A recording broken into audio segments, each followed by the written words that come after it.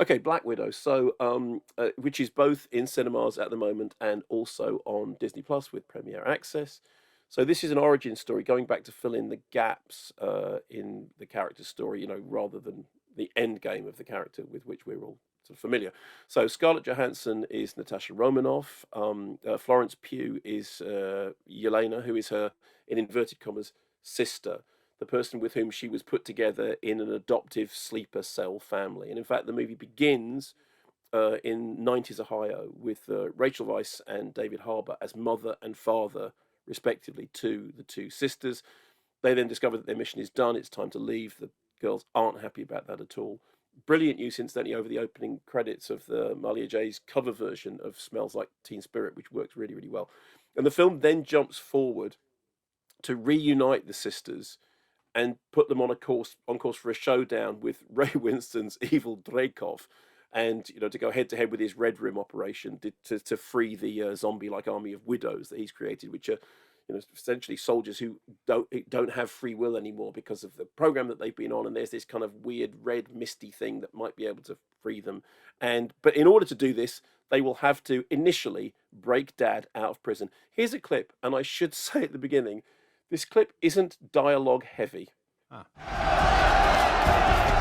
You made a scene, didn't you?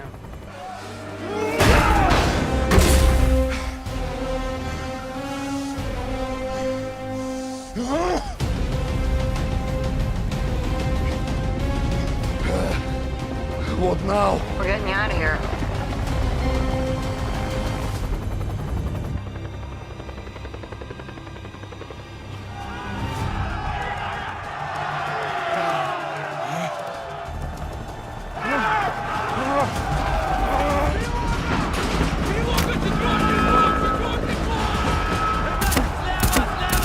Go to the upper level. Move your ass, super soldier.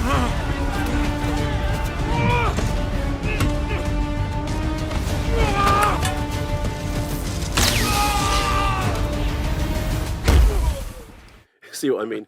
No, and in a way, it's kind of unfair because Kate Shortland, who directed this, has a background in very character-rich dramas, films like Somersault and Berlin Syndrome.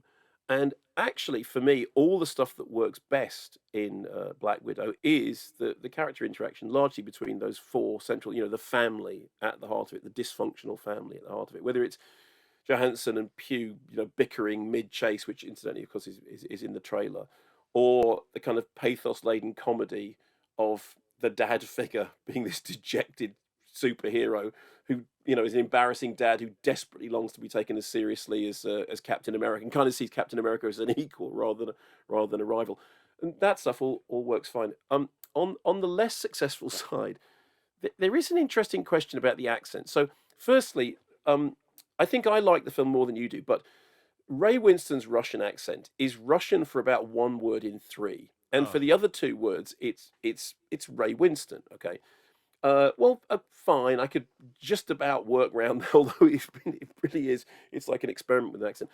There is a deeper problem, which is that the sleeper family, who when they're the sleeper family in America, they're speaking with English with perfect American accents, and then when they talk to each other, they speak English with Russian accents, which doesn't make any sense at all. It's like they'd either be speaking Russian or they'd be speaking English with perfect accents. And I know that worrying about accents in a film, in a superhero movie in which people fall out. There's a whole thing towards the end which is like Captain Scarlet and Skybase falling out of the sky. When you start worrying about accents, you think, well, that's not seeing the wood for the trees. But the accents, it is an issue. Yeah. It is a kind of, what on earth is going on with those accents? Because I think because you've gone through the cast and it is accumulative, because there is a moment towards the end. So you've got Scarlett Johansson, Florence Pugh, Rachel Weisz, David Harbour, Ray Winston, not as English and American all the way through, English and American, and they're all doing their versions of Russian, most with a degree of success, it sounds to my English ears. But then when Ray comes along, you just go, no, this is just nuts.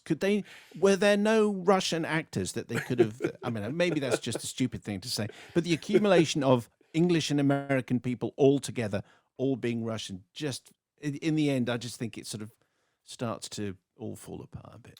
But that said, what I did like was I did like the character stuff. I liked the fact that I felt that Scarlett Johansson kind of, breathed new life into a role with which we're kind of familiar already. But I think the way the origin story worked rather well. I think the chemistry between her and Florence Pugh is terrific, and Yes, I actually agree with that. the very best stuff is the stuff between them as this kind of this sibling rivalry about. I mean, there's a very funny recurrent joke with Florence Pugh saying, "What's that thing you do, when you land and you do that stupid posy thing and then you shake your hair? Like what's all that about?" I mean, though that stuff works well. And I do also think that the wider dysfunctional family narrative. So here's an interesting comparison. In the case of Fast and Furious, I think the family stuff is just hooey. I just think, Fast and Furious is just about cars and firing a car into space. But I think at the heart of Black Widow, there is a story about family, which genuinely is the heart of it. And all the other stuff, all the smashy, crashy, jumpy, fighty stuff, is sort of subsidiary to it. So I think that for me, the thing that worked best was I felt that it was primarily a character piece that happened to be a superhero movie. I mean, it's not in the same league as, for example, Logan, but it's going that way rather than, the smashy, crashy action stuff, which then feels like they must stick in stuff about family in order to justify firing a car at the moon, which is a long-winded way of saying. And Yeah. also worth saying, I went to see this in the cinema because I knew it was available on Disney Plus, but I wanted to see it on the big screen, and it was good to see it on the big screen. I went to the Southampton showcase on a Wednesday morning, and I enjoyed sitting there and watching the spectacle wash over me. But the stuff that works best is the character stuff. I guess what I'm saying is it's one of those Marvel films which felt to me like it was less than the sum of its considerable parts. Because there are some Marvel films which are greater than the sum of their considerable parts, but this just didn't feel like that. But maybe they needed to get it out there because, and this is not a spoiler, Scarlett Johansson died in a couple of movies ago, so this is obviously, hello, Florence Pugh, I'm the new Black Widow, and on we go. I don't think that's a spoiler, and obviously that serves a purpose. And I agree with you about the relationship between Scarlett and Florence. Yeah, and I mean, I love Florence Pugh. I think she's great. I think I think we both enjoyed her performance in Fighting with My Family. She was so fabulous in Lady Macbeth. She's really versatile. But I do think that the film put flesh on the bones of that character in a way that perhaps hadn't happened before in terms of the Scarlett Johansson character. And I enjoyed it. I wasn't bored. I was baffled by the accents. I mean, Yes.